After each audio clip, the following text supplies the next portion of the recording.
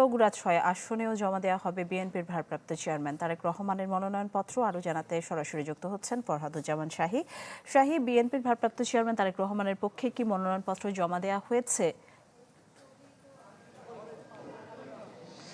নিশি, তারেক রহমানের মনোনয়নপত্রের যে স্বাক্ষর গ্রহণ সেটা গতকালকেই বগুড়া জেলা বিএনপির নেতাকর্মীরা গুলশান কার্যালয় থেকে সংগ্রহ করেছেন এবং তারা আর কিছুক্ষণের মধ্যেই বগুড়ার যে রিটার্নিং কর্মকর্তার কার্যালয়ে জমা দেবেন, এমনটাই কিন্তু আমাকে জানিয়েছেন বগুড়া জেলা বিএনপির সভাপতি রেজাউল করিম বাদশা।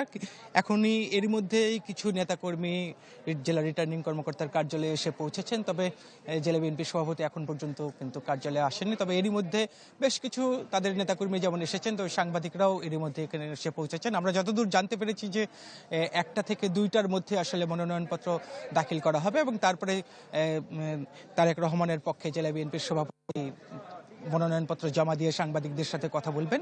এছাড়াও এখানে কিন্তু জামাতের যিনি প্রার্থী তারাও কিন্তু 1টা থেকে 2টার মধ্যে এখানে মনোনয়নপত্র জমা দেবেন। এর মধ্যে জামাতের বেশ কিছু নেতাকর্মীও এর মধ্যে এসে পৌঁছেছেন।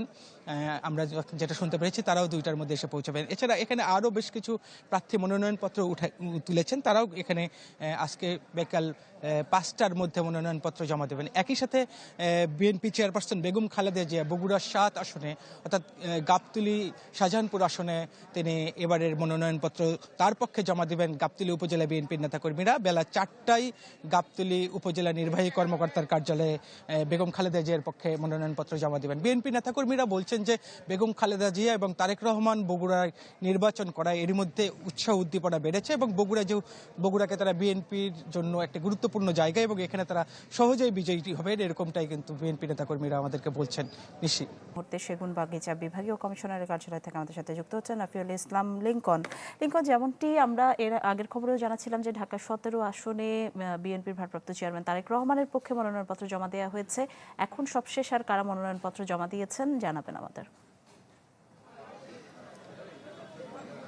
নিশি, আজকের 29 ডিসেম্বর অর্থাৎ জাতীয় নির্বাচনের তফসিল অনুযায়ী আজকে শেষ দিন নমিনেশন পত্র দাখিলের।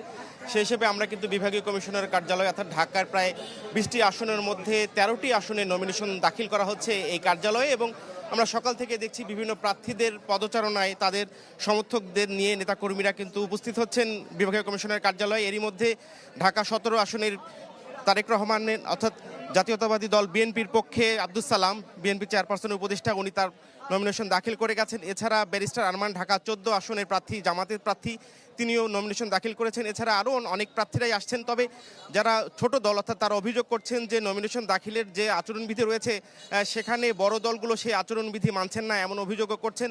এবং যেহেতু আজকে শেষ দিন অর্থাৎ নমিনেশন দাখিলের তফসিল ঘোষণা অনুযায়ী আজকে শেষ দিন, সেখানে যদি সময় বাড়ানো না হয় তাহলে আজকের মধ্যেই কিন্তু নমিনেশন দাখিল করতে হবে। এবং গতকাল সহ আজকে দুপুর পর্যন্ত যে তথ্য রয়েছে নির্বাচন কমিশনে, সেখানে বলা হয়েছে প্রায় 3000-এরও বেশি প্রার্থী এ পর্যন্ত সারা দেশে কিন্তু নমিনেশন পত্র সংগ্রহ করেছেন এবং তার বিপরীতে খুব সামান্যই কিন্তু জমা দিয়েছেন। অর্থাৎ দাখিলের সময় কিন্তু আর মাত্র বিকাল 5টা পর্যন্ত হলে মাত্র 3 থেকে 4 ঘন্টা সময় পাবেন প্রার্থীরা।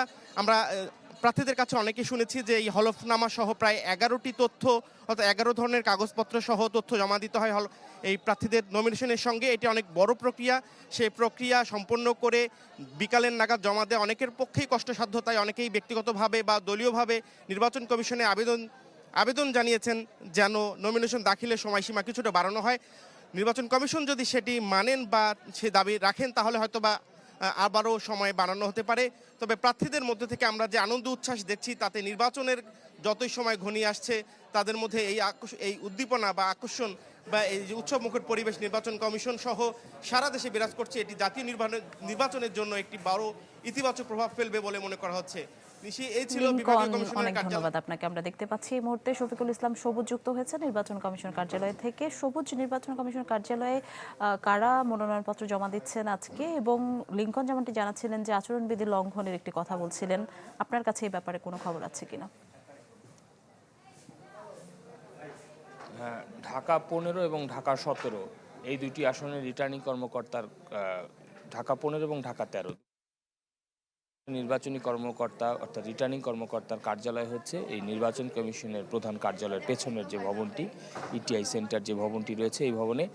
তো ঢাকা 15 আসনে ধানের শীষ প্রতীক নিয়ে নির্বাচন করছেন শফিকুল ইসলাম মিল্টন।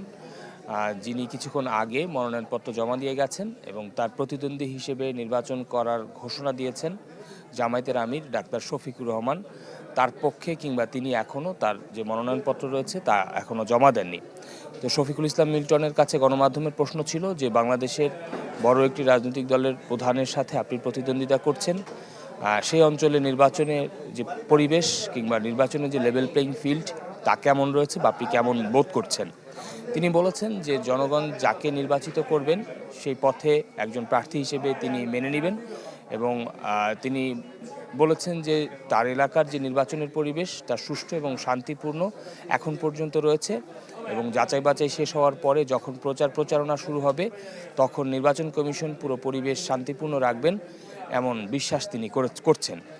আর এর আগে সকাল 10:30টার দিকে ঢাকা 13 আসন অর্থাৎ রাজধানীর মোহাম্মদপুর এই অঞ্চলের ধানের শীষ প্রতীক নিয়ে যিনি নির্বাচন করছেন ববি হাজ্জাজ গণমাধ্যমের সাথে কথা বলেছেন।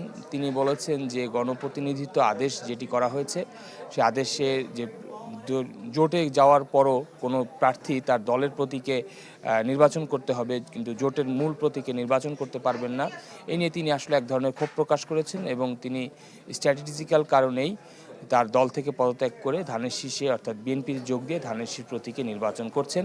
তো এখন পর্যন্ত সকাল থেকে 3 জন প্রার্থী তাদের মনোনয়নপত্র জমা দিয়েছেন রাজধানীর আগারগাঁয়ে এই রিটার্নিং কর্মকর্তার কার্যালয়ে। ধন্যবাদ সবুজ আপনাকে। দর্শক দেখছিলেন রাজধানীর সেগুনবাগিচা এবং আগারগাঁও থেকে মনোনয়নপত্র জমা দানের সবশেষ খবর জানাচ্ছিলেন আমাদের সহকর্মীরা।